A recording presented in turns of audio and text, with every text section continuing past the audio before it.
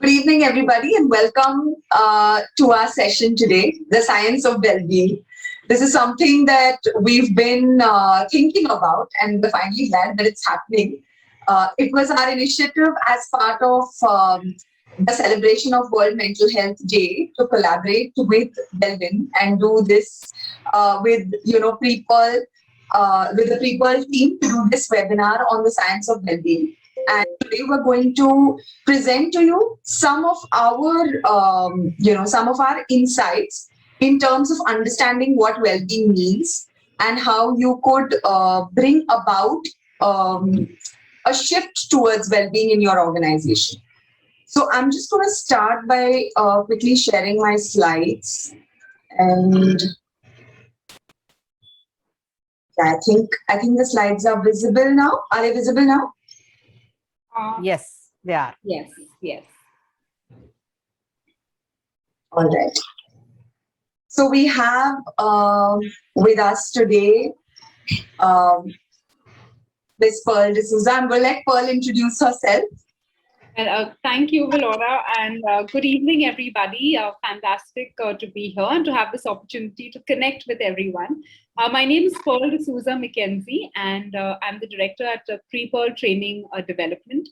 At Pre-Pearl, our work does really focus on working with individuals, working with teams and organizations at really looking at maximizing potential and really making an impact. And I think a very important aspect of the work we do is really, and in behavioral change, is really bringing in the whole element of well-being. So when Dr. Vilona and Saraswati approached me and told me about Mental Health Day.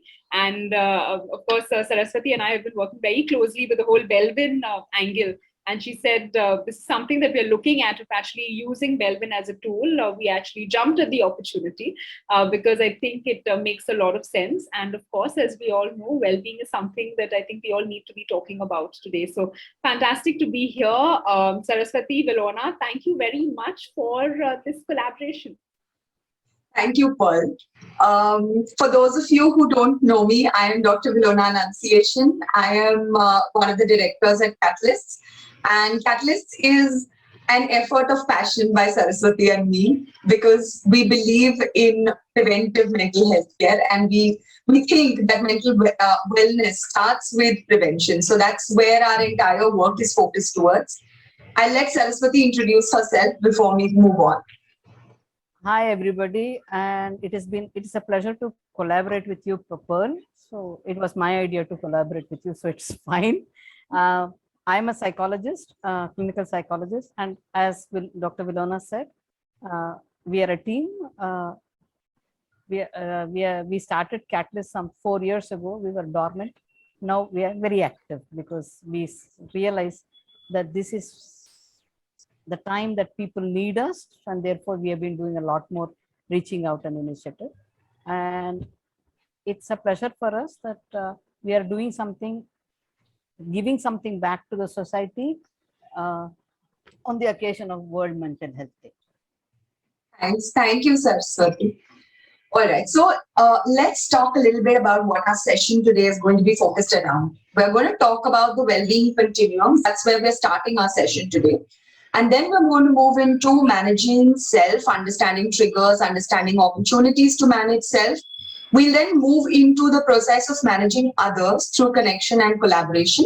And then we'll close with a little bit about workplace well-being practices. That, in a nutshell, is what we're going to talk about today. I hope that all of you find the session useful and, engaging through the entire 1 hour, and I'm looking forward to answering the questions that you guys have. I'm sure all three of us are really eager to hear about the thoughts that you have, the ideas and questions that pop up in your head. So please feel free to put it in the chat through the session if you have any questions that come up. Or towards the end, we have some time reserved for Q&A, so we'll be happy to take questions then. Let's begin. Pearl, I hand this over to you now. Thank you. So to start off with, when we're really looking at the science of well-being, and we're looking at all the aspects that we will cover today, we'd like to start with this exercise that is called evocation. Okay. And what is evocation? So I'm going to be putting up a word on the screen, okay? And once I put up that word, I want you to just tell me, what does this word evoke for you, okay? So, Vilona, if we could show the word on the screen right now. So when you look at well-being, I just put up that word well-being. What does the word well-being evoke for you? And what I'm going to do is, in fact, I'm going to start screen sharing now. And I am going to ask you, as words come to your mind, and you should be able to see my Jamboard right now. Yeah, Saraswati, you're able to see it? Brilliant. Okay.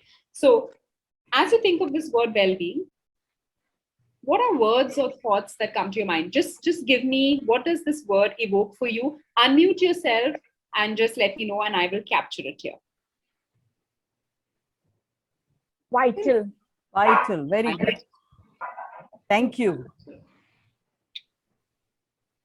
Other people, feel free. There's no correct and Happiness incorrect. and a feeling of content. Content. Okay. Happiness and content. Happiness and content. Energetic. Fabulous. Fabulous. Happiness and content. Undisturbed sleep. Beautiful. Very nice. Lovely. That's fantastic, Manjima. Yes.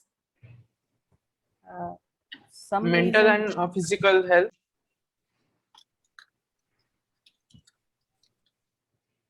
Yes. Pearl, for some reason, your words are not Uh, showing on the. It's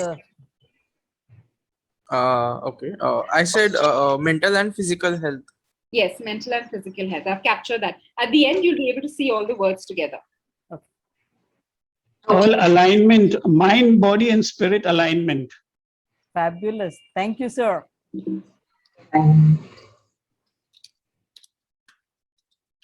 Yeah. Now we can see. yeah. Now we are able to see. Everything is coming fat, fat. Okay, great. Mind, body, and spirit alignment. Yes. What else? Well-being. I would just add the word breath to it.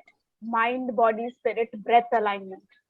Breath Okay. alignment. Ah, Wait, I will put it mind, body, spirit, breath alignment. Beautiful. I would say serenity. Serenity. and it, Fabulous. oh, that's nice. Serenity. Some of the words we were thinking of yesterday. Very nice.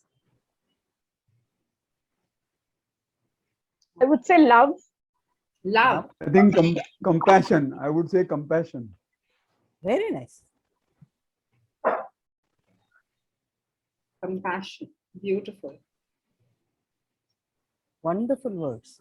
So very nice ideas that are coming out. Spirit of oneness.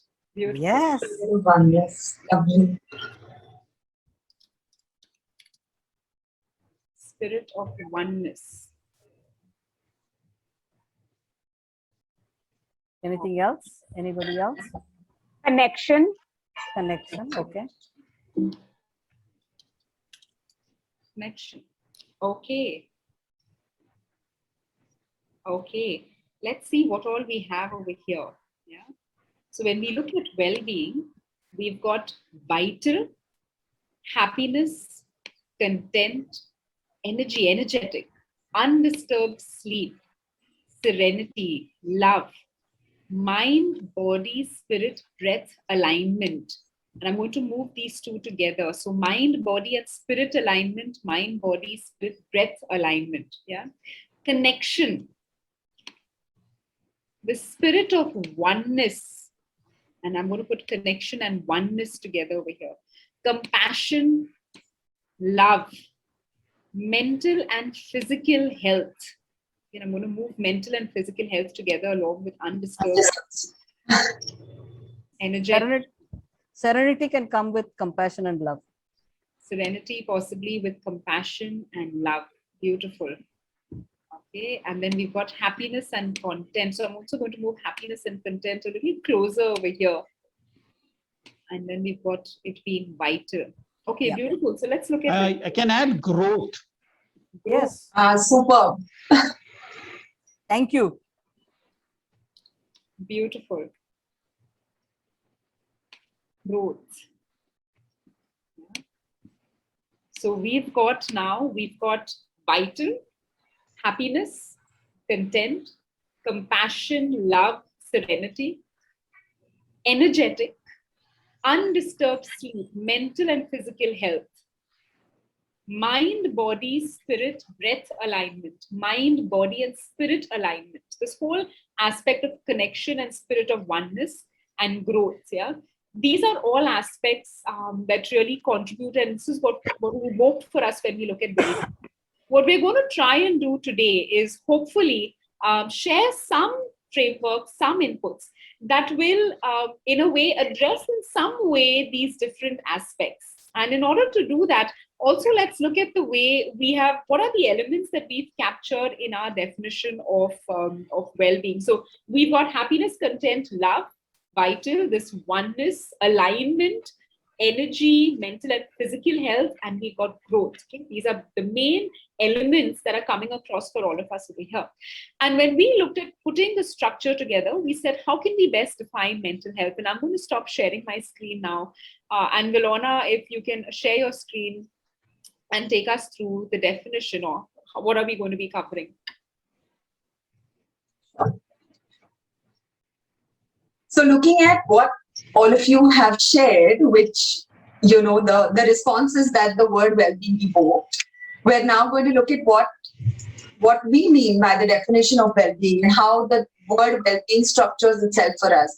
When we talk about well-being, the thought that we want to express is managing myself and my relationships in my environment effectively and moving towards growth of self and others. So here there are three components that we would really like to focus upon. One is managing myself. The second is managing relationships. And the third one is moving towards growth. And in fact, it's interesting how this definition was something that Saraswati just spoke of, and both Pearl and me were like, hey, that's really a nice way of putting it. Because when we talk about well-being, we think about well-being from the concept of health as well as illness. And we're also looking at now moving towards growth as an essential component of well-being. So let's just take a minute to look at the well-being continuum. And what do we mean by this well-being continuum, right? So most of us are at a state of moderate well-being, yeah, where we are in a flux, where at times we're in this dynamic state of either flourishing or in a process of finding the meaning or finding the way to move forward in our life. So we would be somewhere between either flourishing or languishing at points. And that's what we say as moderate well-being, because it is not possible for all of us to always be at complete well-being. But most of us are in this phase of moderate well-being. And at times when things are not really going the way we expect them to go, or at times when we're going through a crisis, we could move towards the languishing part, where we would experience a low level of well-being, a low level of functioning, not being able to, optimize ourselves, our performances to the way we expect. And at some serious points in our lives, we might actually reach a point of illness where there might be a need for professional support. Yeah. But on the other side of the well-being continuum, from moderate well-being, we have a sense of complete well-being and flourishing. And I'm sure at points in our life, we've reached this point where we feel that we're at a state of good health, at a state of contentment, all of those things that you all put together in the well-being dashboard that Pearl shared, and where we're feeling all of those things while at the same time being able to perform to the best of our capacity. So we're at high levels of well-being as well as high levels of functioning. And this well-being continuum is, in that sense, a very dynamic state that each of us goes through at different points in our life. All right. So we need to also look at where we are along the well-being continuum for ourselves. It would be a good idea to just look at that and, sort of maybe make a note of where do I think I fit along the well-being continuum at present. Today, we're going to discuss well-being from the perspective of managing self, managing others, and growth. So let's start with the first of these, that is managing self. When we talk about managing self, and this is something that is core to what I do in the clinic, right? Managing self is actually about managing emotions. It's as simple and as plain as that. It is about me being able to manage my emotions in situations that can sometimes be unexpected, that can sometimes be difficult, that can sometimes be very, very good and exciting. It is about me managing my emotions appropriately. And the first step towards managing emotions is actually identifying emotions. I think all of us at points struggle with actually identifying and naming emotions. What is it that I'm actually experiencing? And it's not as easy as it looks, because a lot of times there is an emotion that is being expressed and there is an emotion that's underlying, that's behind that expressed emotion, right? So it's important for us to be able to understand, to identify and name the emotions. Yeah. When we talk about naming the emotions, we're going to go a little bit into the range of emotions a little further. But once I'm able to identify and name the emotion, that's actually a huge, huge step towards managing myself in a crisis situation. Because if I'm able to identify and name the emotion, then I can move towards acceptance and staying with the emotion, so that I'm able to modulate my response appropriate to the emotion. Yeah. So let's just look at the range of emotions that we often see. And this is just one example. We're going to share with you at the end of our webinar today, we're going to send you a few handouts which will talk about the different emotions or the different words that you can use. It's called the feeling words handout, and it's got this range of words that you can use for expressing a particular emotion. But here I've sort of graded it from, mild discomfort to extreme or violent wrath, so that, you can see how anger, as a very basic emotion, something that is coded into our neurobiology, is expressed in a variety of different shades.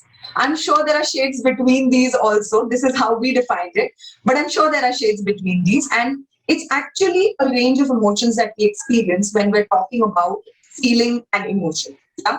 So a particular incident can cause us mild discomfort, can cause us discomfort or irritation. Something that is repeatedly happening can become an annoyance. Despite having informed the other person, if it continues happening, it can move to anger and sometimes rage or even violent, wrath. So we need to understand at what point in the range of emotions are we in terms of experiencing and expressing that emotion. Because unless we understand where we are at, it's going to be very difficult for us to manage our own selves when it comes to emotions. We always say that all kinds of emotions are acceptable. Yeah, I'm not going to say the word positive here. I'm not going to say all emotions are positive, all emotions are negative. That's not how we classify them in mental health at all.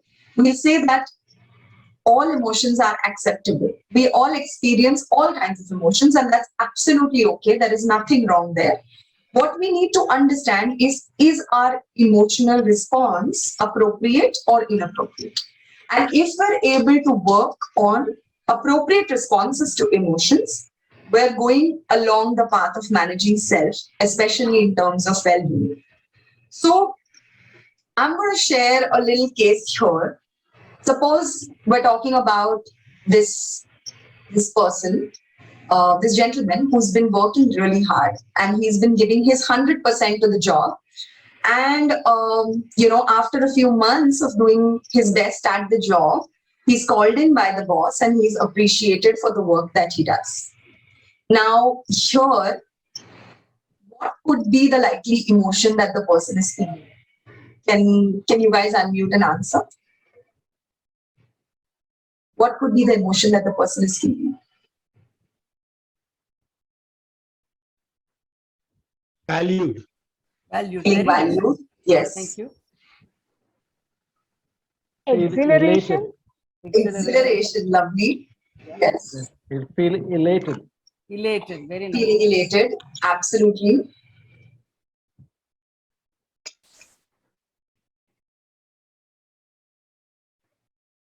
Anyone else? Satisfaction. Satisfaction. Very nice. Yes. Satisfaction for the appreciation for the job well done. Yes, absolutely. Acknowledged. Acknowledged. Yes. Correct. Lovely. So we're looking at emotions that the person is experiencing, which are contingent on the fact that they were appreciated by the boss. Okay. Let's look at a scenario where the boss is not appreciated. Yeah. If the boss is not appreciating and the person's focus is on the appreciation, then that can prove to be challenging for the person in terms of the emotions that they are experiencing. It could lead to irritation, it could lead to annoyance, it could lead to a feeling of frustration, it could lead to even anger at points. Here, the emotion that the person is experiencing is contingent on the appreciation of the boss, right? And that is not a factor that is within our control. That is not something that that person can have even like a little bit of control over. What is within that person's control is to be able to do a job well. So if he focuses on doing the job well, the reward for him is already the satisfaction of doing the job well. And when the boss appreciates, it's just cherry on the cake, right? It's just the cherry on the top of the cake, because that's where they are able to express that emotion and not get carried away, because their emotion was dependent on what the other person was giving them in response to their effort. This sounds difficult, I know that. But when we talk about managing emotions, this is something that I would like to leave as a very important message as part of today's session.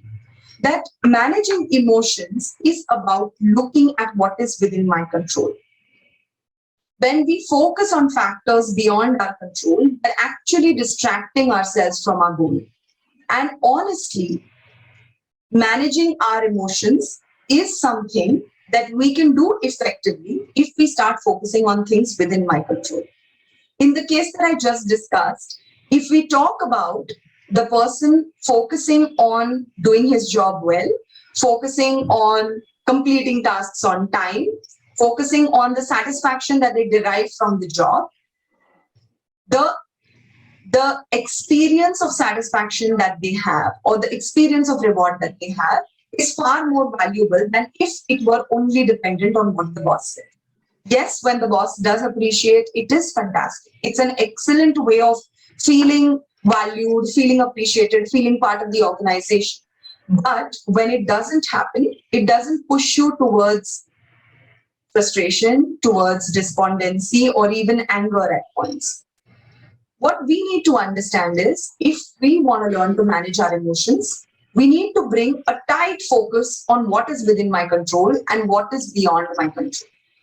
If we focus clearly on things within this circle of control, it might be a lot easier for us also to manage the way we respond to situations.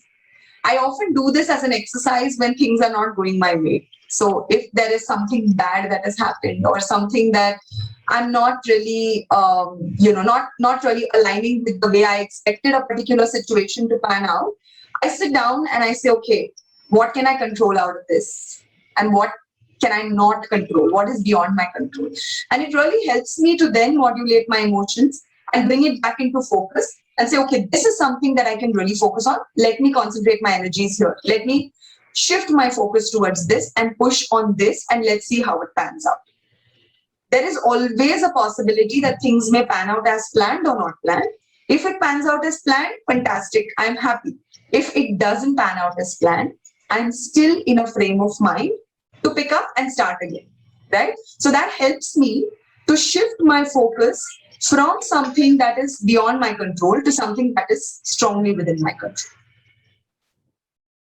So this is one question that I want you to ask yourself when you come up with a situation that is a little difficult to deal with. Who really has the remote control to your emotions? Is it in your hands? Is it in the hands of people around you? Is it controlled by your boss, your spouse, your colleagues, your workers? Who is it that really has the remote control to your emotions?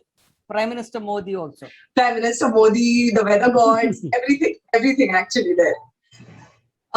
It's so often that we hear this in the OPD and also, while working with clients, so often we hear that I wish this person just did what I thought they should do, and then everything would be so great. And unfortunately, that's just a wish that can't be a demand. So who really has the remote control to our emotions? That's a question for you. I'm going to ask Pearl to jump in here because now the next part is something that she's going to talk to you about. Sure. And the best way then to, if the remote control we realize is not in our hands, and sometimes the remote control has kind of slipped off from our hands and gone elsewhere, then what's the best way to get that control back? What's the best way to identify actually what is within our control and then take that remote control back? And the best way really to focus on what is within our control is actually, number one, to be aware of what are the strengths that we bring onto the table. And secondly, very importantly, to be aware of what are the aspects that trigger ineffective responses. So what are our triggers wherein we feel that whole sense of overwhelm? What are triggers wherein we kind of feel that, we kind of have this very ineffective emotional response? These two elements become really important. And one way to look at what is our strengths and what are the areas where, that can be triggers is actually to use the framework of the Belbin team roles. Now, this, of course, has been immense research that has been done over 12 years of research before Dr. Belbin and his team came up with the team roles. But what are the team roles? The team roles are basically behavioral strengths or behavioral talents that we may have. Yeah. And each team role is actually a cluster of certain behaviors. So, for example, as Vilona will put up right now, the first one is referred to as the plant. And this behavioral cluster refers to the ability of individuals to look at things from a fresh perspective, come up with new ideas. Yeah. Someone may be really good at details. You may be someone, you look at a piece of paper and it's almost like as if the mistakes, step out and say, I'm a mistake, catch me. Okay. Or you're the kind of person who is very focused on the time, the schedule. You kind of go by the clock. You need a timetable in place. It may be irritating to others, but hey, that is a strong strength. Now, Dr. Belbin has identified 9 different clusters of behaviors, and these clusters are actually really important, especially in the workplace. It is important wherever there is a team. So if you look at the team as the family, then yes, it's also important in the family. And particularly in the working environment, these behaviors or these behavioral talents are important. Vilona, if I could request for the next slide. Now let's do a quick look at these. Okay. There are individuals amongst us who are fantastic at coming up with ideas, looking at things from a new perspective. And that behavioral talent is called a plant. Some of us are very interested in certain subject areas. It could be technical areas. It could be, so within the large gamut, we really like to go deep, provide a lot of knowledge. And this is the team role of the specialist. A monitor evaluator, someone who's very good at weighing options, someone who's able to consider options and what are the implications. These are all thinking roles. You would have come across individuals who are not afraid to crack the whip. Yeah? They're not afraid to say things on your face. And the reason they're not afraid to do that is because they are so focused on the goal. And they're so focused and they have this drive to overcome obstacles. You may be someone who's very practical oriented, very realistic.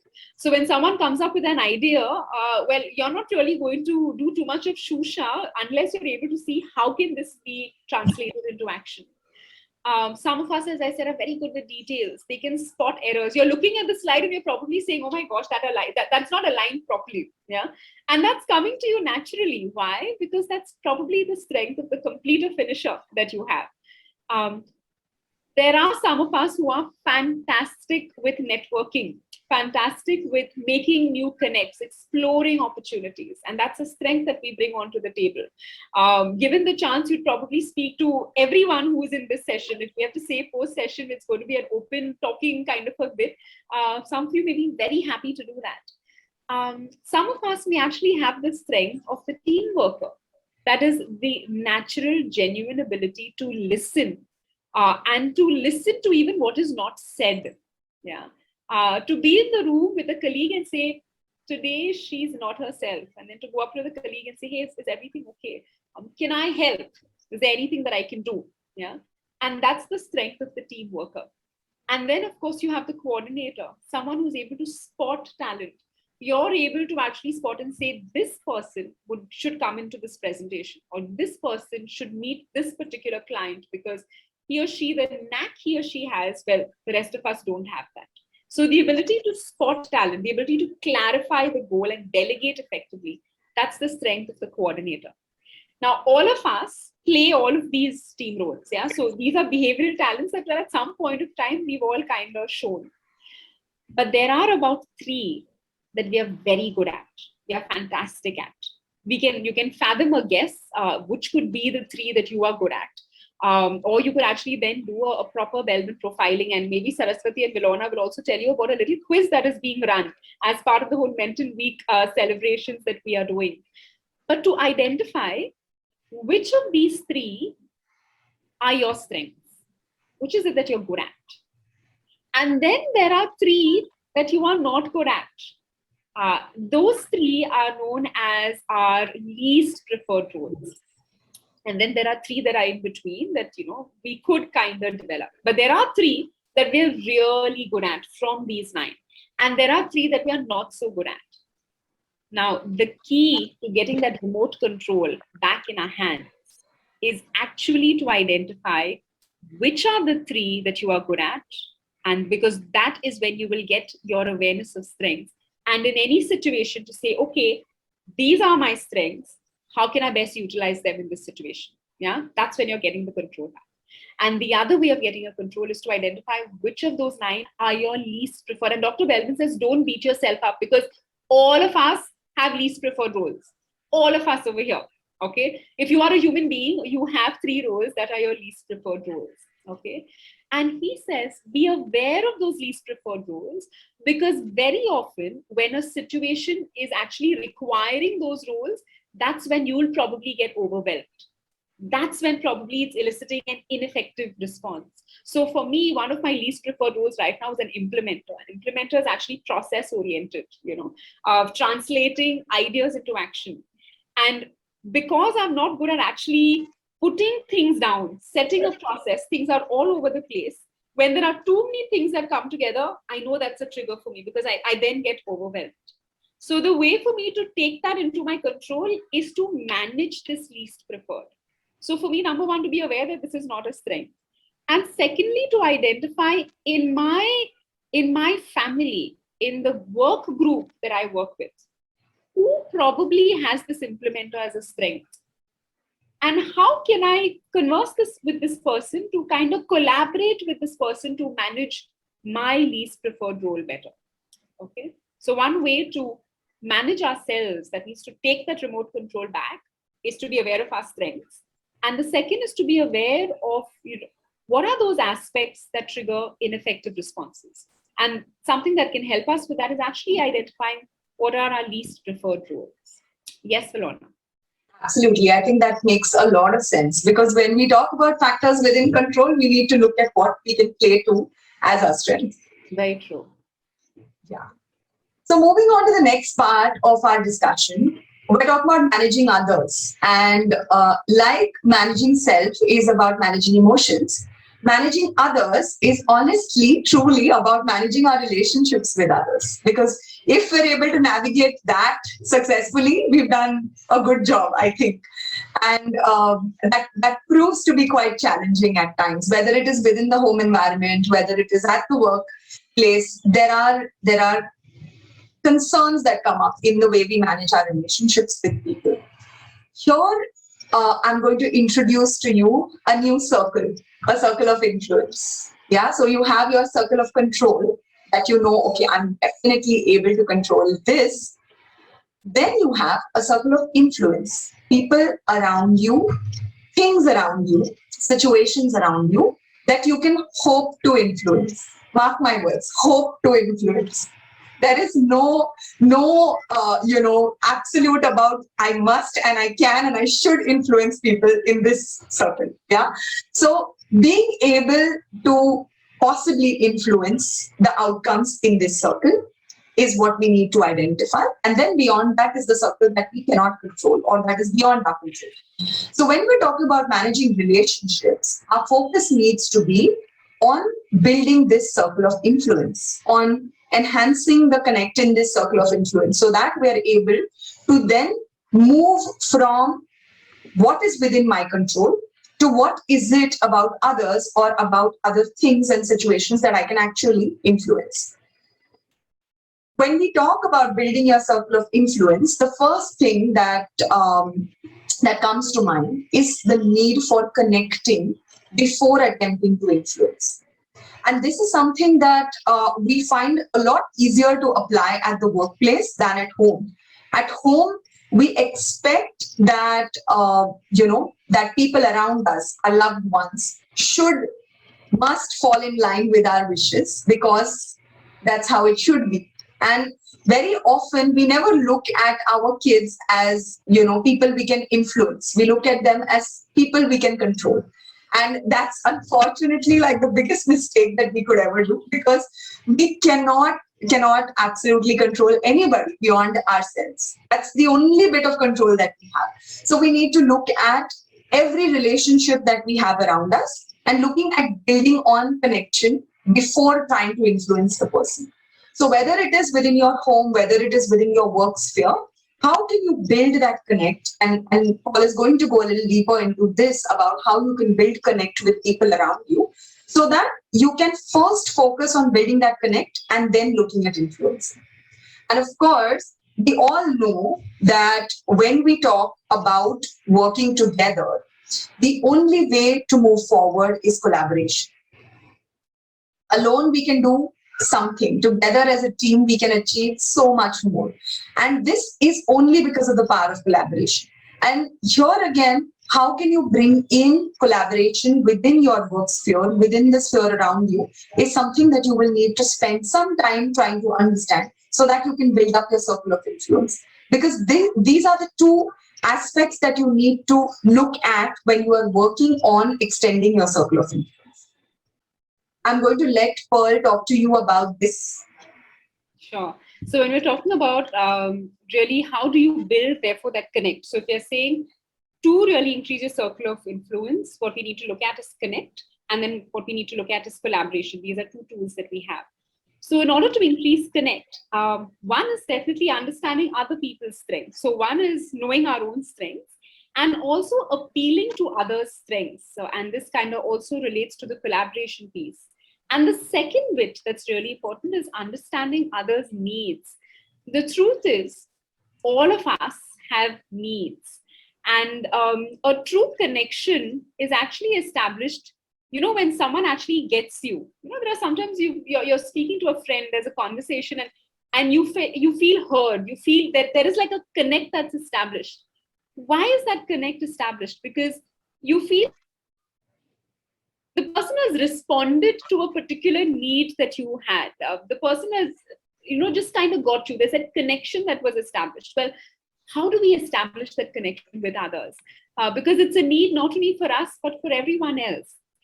The Belbin framework can be used again over here. Now, the truth is when you look at all of the different team roles, each of the team roles also therefore have a need. So especially in the workplace, or even in the family. If a person has the team role of the PL as a strength, then the need is the need to come up with solutions, the need to develop ideas.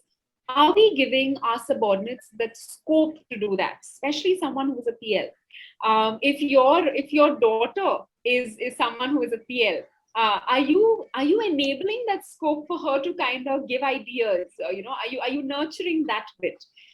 Specialists, the need to go deep into a particular area, undertake research. If a person who has the behavioral strength of a specialist is not given this opportunity, you will actually see how engagement levels will just completely drop. And then you'll wonder whether it's an attitudinal issue. If any of these needs are not being met for each one of us, so whichever team role is our strength, if that need is not being met, it will demonstrate in your engagement scores. Monitor evaluator, there is this need for them to really understand elements, to understand the repercussions, and they need the time to do this. Resource investigators, the need to communicate, explore new opportunities. Put a resource investigator behind a computer and don't allow them to meet with people, and you will see how they will just not be able to perform. Yeah, and that is their need. Team workers, the need for harmonious relationships. If this need is not met, they feel it's almost like a flower that wilts. If we are able to identify, therefore, the strengths of our team members, that means which of these behavioral talents are their strengths, we also get an understanding of what are their needs. If you have a shaper boss, a shaper is someone who really needs action. This is a person who needs to, you should have done what you were supposed to do, what you said you will do today, you should have done yesterday. Okay. And the only way to connect with this person is to respond immediately to what he or she is demanding. That is establishing the connect with this person.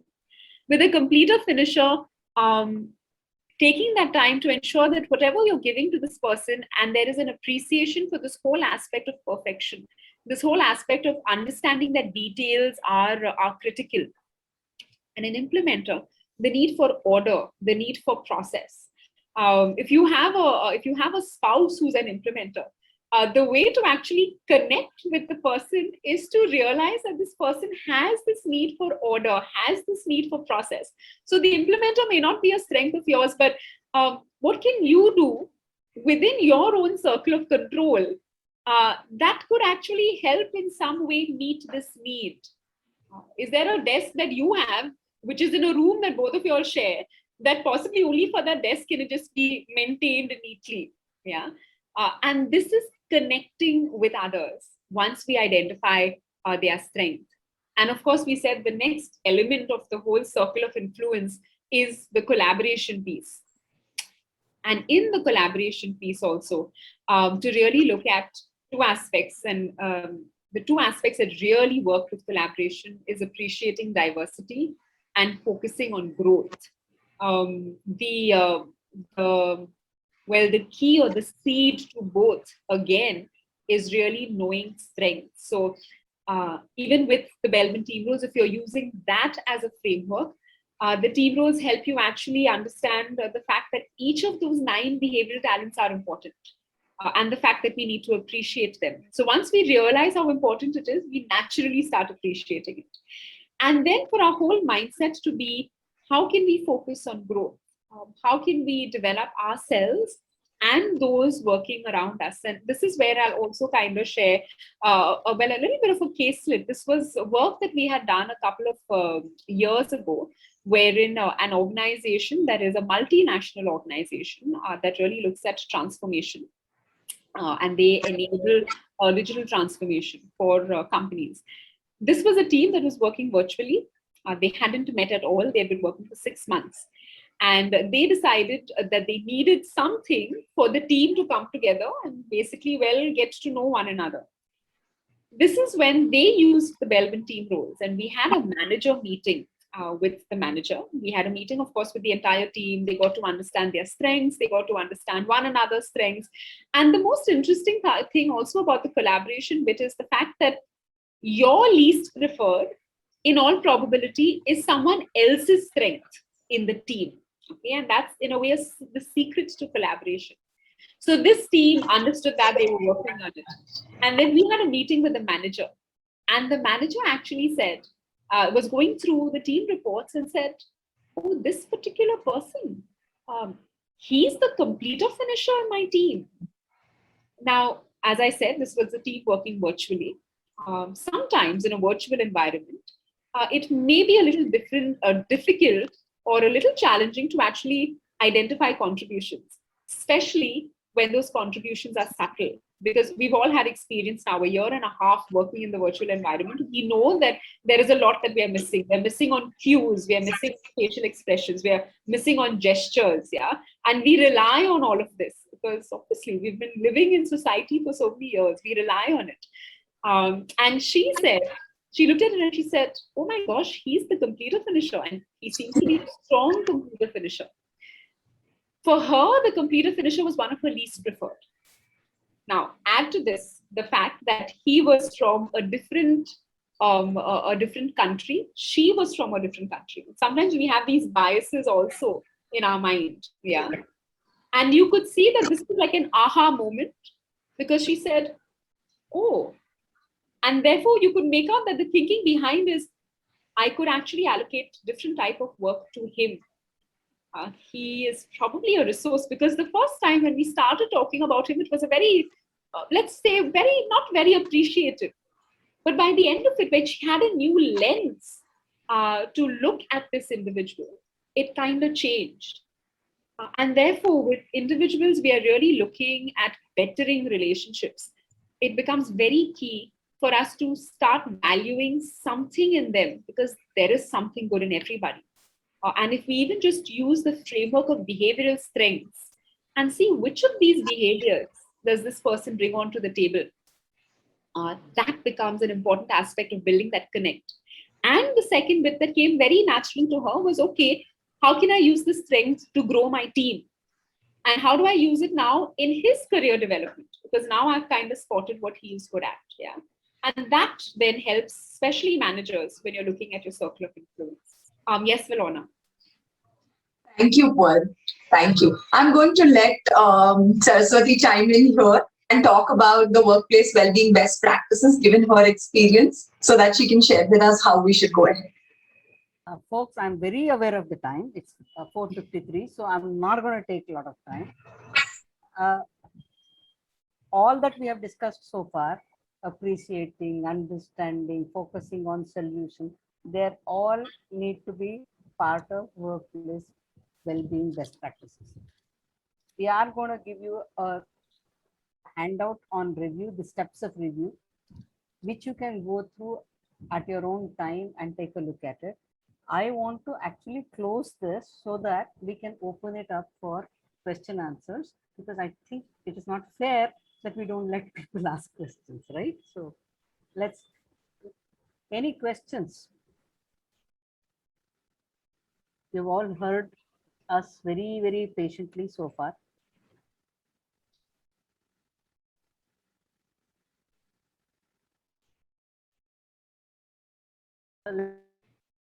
I'm going to stop sharing here so that we can see some faces.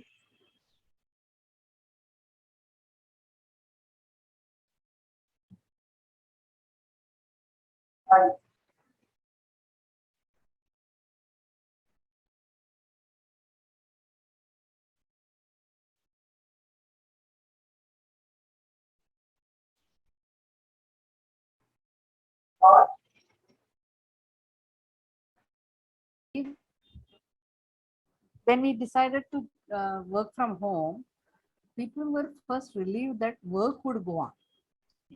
That they were not being challenged for survival. So and companies originally thought, okay, we are saving on resources, no canteen, no transport, no electricity, people are saving time, time traveling, everything is hunky-dory. After a year and a half, what's happening is that there is no relief. You are at home and the challenges of whatever other people in the house, along with your work, becomes a lot more difficult to manage.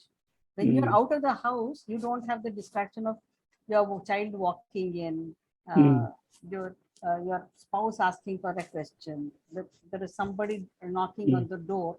You don't have those distractions. But when you're at home, you have to not only deal with those distractions, but you also need to keep your temper and emotions under control. it is very easy to lose a temper on your child because, child will come running into your room asking for something. Now, child doesn't understand your problems. And so now people are wanting to come to work because they want a relief from that. Mhm. And they also realize that taking it out on the child is wrong, but they don't know what to do, right? So if at least if I'm at work, I'm not getting disturbed, therefore I will not yell at the child. That is the thinking that's happening, right? The other thing is that even bosses are realizing that they are a lot more effective when they were at work because the distractions were manageable. Fatigue has set in after the initial novelty, as Jaya put it. That fatigue has come in because you number of things you have to manage while you're working has increased. And many times, for many people, because they are not traveling, the working hour has stretched. Whether it has been demanded or whether it is happening from their own, working hours has simply stretched. Maybe because you are interrupting your day with your distractions with your child, your parent, your spouse, whatever. So you are trying to make up for that loss of working time somewhere else. So your hours are stretched. That is also causing a problem. So now what is happening is now we want to take some control back and say, okay, at least if I go to work for this many hours, I can work peacefully without the other distractions. Beautiful. Thank you so much. I hope that answered other Yes, people's yes. questions as well. Saraswati, it would depend. I think it would also depend on the industry and the sort of work culture people are used to. So, in my organization, say for example, we have always had some form of work from home always allowed for all employees across levels. Of course, never 100% like this. And the other thing we have also always been used to is working remotely along with a team which is not situated geographically in the same location. Correct. So to that extent, people haven't had much of a shift. Yes, of course, they are doing now 5 days from home versus maybe a day a week earlier. But what we are noticing increasingly is people actually coming and saying, can we not continue this forever? We don't really want to go back. Oh, nice. Very nice. So I'm You are not an sure exception. if it's nice or not because, honestly, productivity loss is not there. Okay. But what we are losing is what can be termed cross-team ideas and the growth of juniors who are now working pretty remotely. And there is so if they need something, they reach out to seniors. But it's not like a senior can walk by and ask them, so, hey, what are you working on? Can I help you? Correct. Or have you tried this? Yes. So I'm not sure if it's fully nice, but that's a shift we are seeing increasingly more and more, where people are coming and asking, can we continue doing this forever? See, as Manjima rightly said, it also depends on the industry that you're in. Everything has a plus and minus. All options have got plus and minus, right? So working from home has got a fabulous advantage of saving on time, travel, resources, both for self and for the company. But then the loss of socialization, loss of mentoring and coaching opportunities, loss of just bouncing ideas, which would happen while you're just drinking a cup of tea, ideating very spontaneously. Those will not happen in the work from home situation unless we consciously structure it. So thank you, Manjima, for your contribution to this. That was very nice. Folks, I realize it is 5 p.m. I'm one of the time watchers. So I want to respect that many of you have commitments on the other side of 5 o'clock. So let us take a moment to thank everybody and stop here. Two things. There is a link for the feedback form and there's a link for the quiz. We are running a quiz on behalf of the World Mental Health Day about the mental health quizzes on mental health, and the prize The first prize winner will get 2 Belbins, and second prize winner will get 1 Belbin. The first prize winner will get one of the Belbin interpretations done by Pearl herself. The other 2 will be done by me. Okay, so I'm encouraging every one of you to take the test, take the quiz. Yeah, please do participate. It's interesting. Nothing Einsteinian, nothing very big. It's simple, but it is quite interesting. So looking forward to your participation in the quiz as well, right? And please do give us feedback, right? We do appreciate that. Thank you. Thank you. Thank you, everybody. Great session. Thank you, everybody. Thank you so much, everybody. Thank you. It was Thank you for the wonderful session. Bye Thank bye. you. Thank you. Bye-bye. Have a great Thank evening. you. Thank you very much. Bye. Bye. Bye. Bye. Great, great.